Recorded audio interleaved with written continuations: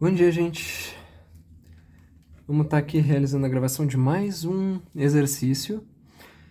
Dessa vez, de uma nova parte da matéria, de uma nova parte dessa terceira parte da matéria, digamos assim. Só que antes disso, eu queria só me retratar a respeito de um vídeo passado, que, se eu não me engano, era o exercício 5 de sequências, que era um que falava sobre as datas e não sei o que, sobre sequências de 8 dígitos. Que daí na letra C, uma colega de vocês, ela reportou um erro pra mim, então muito obrigado, tá, primeiramente. E se vocês verem erros nos meus vídeos, que de vez em quando pode acontecer, né, eu tô gravando aqui muitos vídeos e tô meio na correria por causa do fim de semestre e tal, acaba passando um erro ou outro. Aqui, por exemplo, ocorreu um erro, que daí na letra C ele falava mais ou menos assim, ó. Ele perguntava qual a probabilidade de, caso existisse alguma máquina, por exemplo, que fizesse uma sequência de 8 dígitos aleatória por segundo, qual a probabilidade de em um minuto ele não encontrar nenhuma data? Ou seja, em um minuto ele faria 60 tentativas, digamos assim, né? Ele formaria 60 sequências de 8 dígitos completamente aleatórias, e daí ele perguntava qual a probabilidade de nenhuma delas ser uma data, né? Então, o que que é isso? É a probabilidade de ser uma data que a gente tinha calculado, né? E daí o complemento disso é a probabilidade de não ser uma data. Então a gente tinha calculado 365 vezes 9999 sobre 10 elevado a 8 é a probabilidade de ser uma data, uma sequência de 8 dígitos qualquer. Qual a probabilidade de não ser? É o complemento disso, né? É 1 menos isso. Isso aí é um negócio que a gente vê em estatística e tal. Daí eu confundi, eu pensei que por serem 60 tentativas, seria essa probabilidade. Seria tipo a probabilidade de ser uma data vezes 60, só que daí o complemento disso. Mas não é muito bem isso, eu dei uma sequelada. O ponto é, qual que é a probabilidade então de, em 60 tentativas, formando aleatoriamente sequências de 8 dígitos, nenhuma dessas sequências serem uma data? É basicamente assim, ó, a probabilidade de a primeira tentativa, a primeira sequência gerada aleatoriamente não ser uma data, que é o quê? 1 menos 365 vezes 9999 sobre 10 elevado a 8, ou seja, vezes a probabilidade da próxima sequência não ser uma data, que daí é 1 menos 365 vezes 9999 sobre 10 elevado a 8, e a probabilidade da próxima sequência não ser uma data, e a probabilidade da próxima sequência não ser uma data, e assim 60 vezes, para as próximas 60 sequências que ele ia tentar em um minuto. Deu para entender? Então, no final, a resposta da letra C daquele exercício era 1 menos 365 vezes 9999 sobre 10 elevado a 8, elevado a 60. Deu para entender? E não esse vezes 60 nesse negócio aqui que não tem nada a ver, tá bom, gente? Desculpa aí pelo engano. Muito obrigado aí por ter reportado o erro. Consertem aí caso vocês tenham copiado, ou então para vocês não aprenderem errado, tá bom, gente? Foi mal, erros acontecem. É um erro pequenininho também, né? Aquele vídeo lá tem 30 minutos, se eu não me engano. Tem muito conteúdo bacana ali, é só a letra C mesmo, que nem tem muito a ver com o conteúdo, mas que é uma parte de probabilidade, uma parte meio de estatística. Que daí eu cometi um pequeno erro, mas eu vim aqui me retratar pra vocês, então essa daqui é a resposta que deveria ser escrita, tá bom? Agora vamos para o exercício de hoje. Mas muito obrigado aí por terem reportado o erro.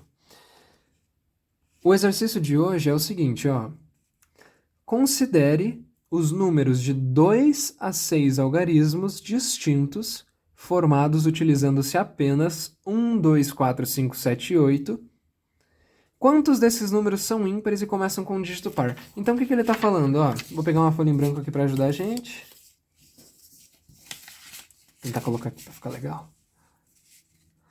Ele está falando de sequências de. Ele está falando de números de 2 a 6 algarismos distintos, formados pelos elementos que estão aqui. Então é como se a gente tivesse um conjunto que contém esses elementos: 1, 2, 4, 5, 7, 8. E daí, quais são os números de 2 a 6 algarismos distintos? Então vamos aqui, ó, fazer aquelas casinhas, o que vocês acham? 2 algarismos aqui. Daí que o número de 3 algarismos, os números de 4 algarismos, os números de 5 algarismos e os números de 6 algarismos. Considerando os números de 2 a 6 algarismos distintos, formados utilizando apenas esse conjunto aqui, quantos desses números são ímpares e começam com um dígito par? Olha como é tranquilo, gente. Para ele ser ímpar, significa que ele precisa terminar em um valor ímpar, né? Porque se ele terminar em um valor par, ele vai ser par. Então, se ele terminar em 2, 4 ou 8, ele vai ser par. Mas se ele terminar em 1, 4 ou 5, ele vai ser ímpar. Então, quantas opções ele tem para os últimos dígitos? 3 opções para cada último dígito, né? Para o último dígito de cada número de 2 a 6 algarismos. Ele tem 3 opções. Pode ser 1, 5 ou 7, né? 1, 5 ou 7, perdão. Mas não basta isso, ele ainda fala, e começam com um dígito par. Bom, para começar com um dígito par, ele tem 3 opções. Ele pode começar com 2, com 4 ou com 8, dentro desse conjunto que a gente vai utilizar para formar os nossos números, né? Então ele tem 3 opções também. Agora basta a gente ver quais são os valores que a gente vai colocar nessas outras casinhas. Vamos pensar, ó. Aqui tem uma casinha faltando, nos números de 3 algarismos. Vocês concordam que ele já utilizou um número para a primeira posição e já utilizou um número para a última posição? Então, quantos números sobraram para a posição do meio? Se esse conjunto aqui tem 6 elementos e não pode haver repetição, já que são elementos distintos, 2 a 6 algarismos distintos, significa que não pode haver repetição. Se ele já usou 2 valores, significa que vão sobrar 4 elementos desse conjunto para ele poder escolher para colocar nessa casinha. E quantos elementos podem ir nessa casinha? Novamente, 4. Mas agora, 3, porque ele já usou mais um aqui. 4, 3, 2 para cá. 4, 3, 2, 1 para cá. Deu para entender? Porque assim que ele usou um para cá, um elemento desse conjunto para cá, para a próxima casinha ele só vai ter 3 elementos sobrando. Para a próxima só 2, para a próxima só 1. Deu para entender mais ou menos qual é a ideia? Daí então, quantos são os números de 2 a 6 algarismos distintos, formados utilizando esse conjunto, que terminam com um número ímpar e começam com um número par? É a soma disso aqui tudo. Por quê? Basicamente, ó, só para dar uma esclarecida, aqui nessa primeira linha a gente está vendo quais são os números de 2 algarismos distintos formados utilizando esse conjunto, que começam com um valor par, que começam com um valor par e terminam com um valor ímpar. Daí aqui embaixo a gente está vendo, tá bom, e quantos são os valores de 3 algarismos que são formados a partir desse conjunto e que começam com ímpar e terminam com par? Não, perdão, começam com par e terminam com ímpar. Daí no próximo a gente está vendo, tá bom, e quantos são os valores de 4 algarismos formados a partir desse conjunto que começam com par e terminam com ímpar? E a gente está vendo de 2 a 6 algarismos. Então é a soma disso aqui tudo para a gente ver quais são os números de 2 a 6 algarismos formados por esse conjunto que começam com um valor par e terminam com um valor ímpar. Percebe que o 3 vezes 3 está presente em todas as parcelas dessa soma? É um termo presente em todas as parcelas dessa soma, né? Então a gente pode botar em evidência 3 vezes 3. Para formar isso aqui, a gente precisa multiplicar por 1. Para formar isso aqui, a gente precisa multiplicar por 4. Para formar isso aqui, precisa multiplicar por 4 vezes 3. Aqui, para 4 vezes 3 vezes 2. E aqui, para 4 vezes 3 vezes 2 vezes 1, que é 4 vezes 3 vezes 2 vezes 1. Vai escrever só para ficar tudo completo. Então, o que a gente tem é 3 vezes 3, que é 9. E aqui a gente tem o quê? 1 mais 4 mais 12, que é 4 vezes 3, mais 24, que é 4 vezes 3 vezes 2, mais 24 novamente. Isso aqui vai ficar 48, 56, 61, 9 vezes 61. Não, perdão, tá errado isso aqui, né? 24 mais 24, 48, mais 12, na verdade, aqui dá 60, 65, né? 9 vezes 65. Que daí vai ser como se fosse 650 menos 65, que vai ser 585. Então, existem 585 números formados a partir desse conjunto de 2 a 6 algarismos distintos que são ímpares e começam com um dígito par, tá bom? Existem outras maneiras da gente pensar nisso aqui que vai um pouco além, ó. Digamos que essa aqui foi a primeira maneira. Vamos ver uma outra maneira aqui, ver se fica bacana? Ó, vou ensinar uma outra maneira aqui. Tem como você pensar também nesses 3, se você pensar simplesmente, tá bom, eu vou fazer um subconjunto desse meu conjunto que contém apenas os valores pares, para eu ver quantas são as opções aqui. Daí você vai fazendo produto cartesiano. Dá para fazer de várias maneiras, tá bom? Só que tem um negócio interessante assim, especial que eu queria mostrar para vocês, que é a respeito desses valores aqui, ó. 4 vezes 3, 4 vezes 3, 4 vezes 3 vezes 2, 4 vezes 3 vezes 2 vezes 1. O ponto é, vou pegar esse valor aqui de 3 algarismos como exemplo. Não, de 4. Não, de 5, vai. Pegar o valor de 5 algarismos que eu acho que ele é bem completinho. A gente sabe que ele precisa começar. Ele tem 3 opções para o início, ele tem 3 opções para o final, tá bom? Daí a gente pensaria assim, tá bom, quantos são os valores possíveis que eu posso formar com 3 opções para o início e 3 opções para o final, sabendo que eu tenho que usar esse conjunto e sabendo que não pode haver repetição. Essa que é a chave. Até agora a gente estava trabalhando com, lembra dos arranjos com repetição? Eu sempre falava dos arranjos com repetição. Arranjo de n elementos para k casinhas, que daí ficava n elevado a k e tal. Agora a gente vai começar a trabalhar com arranjos, esse aqui é o arranjo com repetição. Agora a gente vai começar a trabalhar com arranjos sem repetição. Por que sem repetição? Primeiramente, por que um arranjo? Porque a ordem importa? A ordem que a gente vai escolher esses valores importa? Claro que importa. Se a gente pegar 2, 3, 7 ou 7, 2, 3, vai dar um número diferente aqui, né? Um número de 5 algarismos diferentes. Então a ordem importa. Mas a gente não pode repetir. Então é um arranjo, onde a ordem importa, sem repetição. A gente não pode repetir os elementos do conjunto que nem a gente fazia ali na sequência, lembra? Então agora a gente vai começar a trabalhar com arranjos sem repetição. Que se denota assim, ó, A, N, K. São N possibilidades para K casinhas.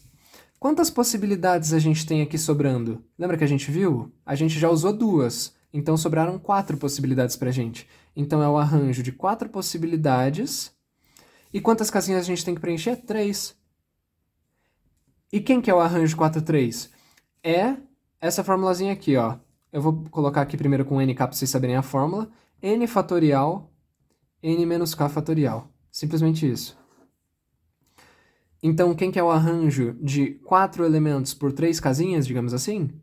4 fatorial sobre 4 menos 3 fatorial. Isso aqui é o quê, ó? É 4 fatorial sobre 4 menos 3 é 1 fatorial. Isso aqui vai ficar simplesmente 4 fatorial. Ou, para dar exatamente o que a gente tinha visto ali em cima, vai ficar 4 vezes 3 vezes 2 vezes 1 fatorial sobre 1 fatorial. Daí a gente poderia cortar. 4 vezes 3 vezes 2. Não foi justamente o que a gente encontrou para essas casinhas aqui na opção dos 5 algarismos, né? Então o que a gente teria aqui seria 3 vezes arranjo de 4 elementos para 3 casinhas vezes 3. E se a gente fosse ver para todos esses aqui? Seria um negócio ainda mais especial, né? Porque, olha, no final das contas, o que a gente tem é basicamente o seguinte, ó. É como se a gente estivesse colocando novamente o 3 vezes 3 em evidência, já que ele aparece em tudo. 3 vezes 3 vezes o somatório que vai de i igual a 0 até 4, nesse caso, porque aqui a gente tem que completar 0 casinhas. Aqui a gente tem que completar 4 casinhas. Então, i indo de 0 até 4, dos arranjos dos arranjos sem repetição de 4 elementos, porque independente se a gente tem que preencher 0 casinhas ou 4 casinhas, a gente sempre vai ter 4 elementos restantes aqui, porque a gente já usou 2 para cada um desses algarismos. Então seria o somatório que vai de i igual a 0 até 4 do arranjo de 4 elementos para i casinhas. Por quê? Primeiro a gente vai ter que preencher, então é como se fosse 3 vezes 3 vezes. Primeiro a gente vai ter que preencher, usando 4 elementos, 0 casinhas. Depois a gente vai ter que preencher, usando 4 elementos, 1 casinha. Depois, usando 4 elementos, 2 casinhas. Depois, usando 4 elementos, 3 casinhas. E depois, usando 4 elementos, 4 casinhas. Vamos ver o que é cada um desses aqui? Isso aqui vai ser 4 fatorial sobre 4 menos 0 fatorial, 4 fatorial. 4 fatorial, 4 fatorial é 1. Não é justamente o valor que a gente viu aqui, que está multiplicando? E aqui, o arranjo de 4 elementos por uma casinha, digamos assim. 4 fatorial, 4 menos 1 fatorial, 3 fatorial. Isso aqui vai ser simplesmente 4 vezes 3 fatorial. Vou até escrever aqui, ó. 4 vezes 3 fatorial. 4 3 fatorial com 3 fatorial ficou 4 só. 4. Foi justamente o que a gente tinha visto aqui. Aqui, 4 fatorial sobre 4 menos 2 fatorial, 2 fatorial. Vai ficar 4 vezes 3, que é o que a gente viu aqui. Aqui vai ficar 4 fatorial sobre 4 menos 3 fatorial. É 4 fatorial sobre 1 fatorial, é 4 fatorial. 4 vezes 3 vezes 2. Que é a mesma coisa, 4 vezes 3 vezes 2 vezes 1, que é 4 fatorial, né? E aqui, arranjo de 4 elementos por 4 casinhas, digamos assim. Sem repetição, vai ser 4 fatorial sobre 4 menos 4 fatorial, que é 0 fatorial. Vai ficar 4 fatorial simplesmente, que é 4 vezes 3 vezes 2 vezes 1. Deu pra entender, então, como a gente pode trabalhar com arranjo nesse caso? Foi só mais um negócio que eu queria mostrar pra vocês aqui, só para introduzir vocês ao que a gente vai estar usando agora bastante, que são os arranjos sem repetição, tá bom? Até agora a gente estava usando com repetição, agora vai começar a usar sem repetição. Muito obrigado pela atenção, tá bom, gente?